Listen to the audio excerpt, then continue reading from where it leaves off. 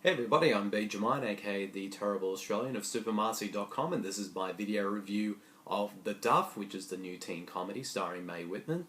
So let's get right into it. I enjoy teen films as much as the next person, but I have to admit, there hasn't been a really good one in a while. I think the last one that I would say that I really loved was Mean Girls, and of course that was like 11 years ago. So it's been quite a while since at least a pretty solid or decent one has come along since then. I mean, there probably has, but I can't really sort of think of which ones are off the top of my head, at least in terms of teen high school comedies anyway. So when it comes to The Duff, which is actually short for designated ugly fat friend, that's what the term Duff stands for in this film. So I was kind of like, yeah, okay, I'll check it out. I didn't really have any expectations for it. I didn't have either high or low expectations for it. But now having seen The Duff, I have to say I thought it was really good. I really enjoyed this film a lot. I thought it was pretty damn good, to be honest. That being said, it's not the greatest teen high school comedy ever made, but it's really likable. It's really entertaining, and it's a lot of fun to watch, and it actually brings up some really interesting sort of themes as well. But of course, one of the main sort of selling points for me about this film is, of course, the performance of Mae Whitman, who does a terrific job in the lead role. Yeah, she, even though yes, she in real life is 26, and she's not. She and some of her co-stars in the film, like her co-star Robbie, Amell, they're sort of in their mid-20s now, so it's a bit unbelievable to picture them still in high school, but for the most part, but after a while you just sort of forget about that and sort of get really taken in with the performances. But of course, Mae Whitman, she just does a terrific job. This is just a good sort of vehicle for her, and I've always liked her. I mean, she was like, even growing up as a kid, she was in Independence Day and Hope Floats, and sort of over the years, as she's gotten older, she's sort of branched out and started some really great films that I loved, and also is doing a lot of voice work these days as well, and also she's actually appeared in two films of mine that have actually made my top 5 films of their respective years, and that was 2010's Scott Pilgrim vs. the World and 2012's The Perks of Being a Wallflower. And I thought she was wonderful in both those films, so I was eager to see how she would do in a full-on lead role. And of course, as I mentioned before, she's terrific. I thought she did such a terrific job with her performance. And also, she's got a great, solid supporting cast to back her up. And I have to say, Robbie Amell, who's sort of the male lead in this film, I thought he was really good. He reminded me of a young Tom Cruise in that he's very likable. Even though, yes, he's playing sort of the high school jock, but he's not your sort of stereotypical jock.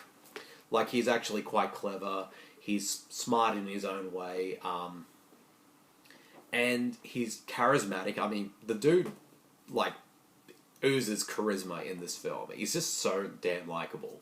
And you can actually buy the friendship between sort of the friendship between him and Mae Whitman's characters. And I thought they had really good chemistry with each other, and I just thought they just did well they both did really good on screen. And also the supporting cast, which has Bella Thorne, Romany, Malco, Allison, Janney, Jeong. They all do really good. They all gave really good performances in their roles as well. And also, it's well directed. Ari Sandel, who's the director of this film, did a good job directing wise, and also the script was pretty well written, and it's funny, it's insightful, and it's just really good. I honestly am pleasantly surprised by this film. I thought it was just a really good, solid high school teen comedy, and like I said, it's not like in terms of negatives. Like there's not particularly anything I would say that I flat out like didn't work for me. But like I said, I mean, I don't want to sort of hype it up too much as like this is the next great teen high school film. It's not like it's just a really good solid one, and I think I don't think the filmmakers set out to make the best high school teen comedy ever made, but they just but that being said, they just do a really good job just making this just a really good solid one, and that I think a lot of people will enjoy. Like it has a wit, it has some cleverness about it, and it has sort of a lot of sort of pop culture stuff in it, but it's not done in a way that it felt too forced to me. So, and it's just really entertaining as well. I just thought it was just a lot of fun, but if I had to think of like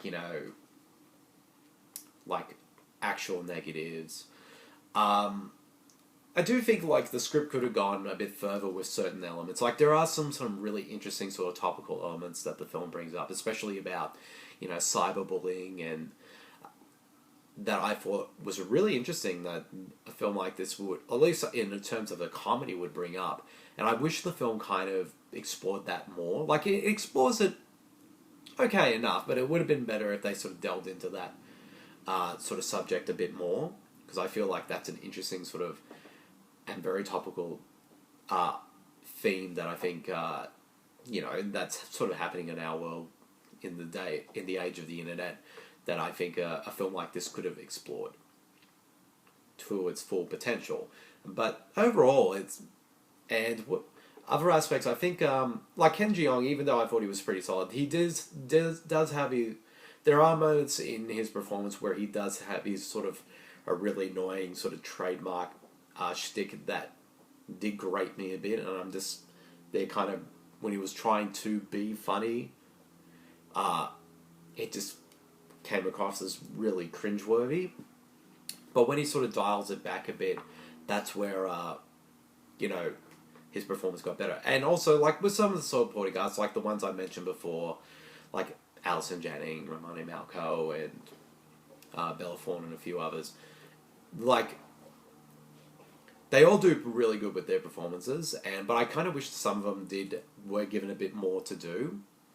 But and also I felt like Bella Thorne, even though she did a pretty good, solid job in the film, pretty much playing the film's villain, it's kind of a stereotypical kind of evil sort of queen bee sort of stereotype that we've seen in many other teen films before, which doesn't really sort of add anything new to the genre, but for most part she plays it pretty well, and she's very believable in that regard. And also another thing I did like about this film is like it sort of exerts like expectations as well, at least in terms of like how we sort of perceive like teen films. You think, at least in terms of relationships, not really plot wise, but in terms of relationships, like you wouldn't expect certain characters to be friends, but they are, and I thought that was kind of refreshing of the film as well.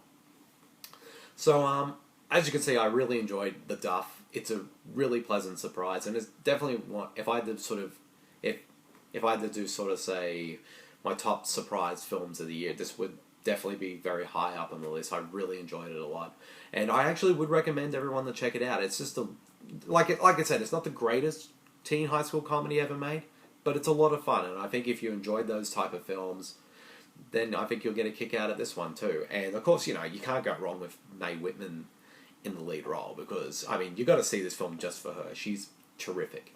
And so if I had to rate this film, I give it a solid 4 out of 5. I really enjoyed it that much, and I would recommend everyone to check it out. So yep, that's my video review of The Duff. Definitely go check it out if you haven't seen it yet. And I hope you all enjoyed my video review of it, and I'll see you all later. See you everyone. Bye.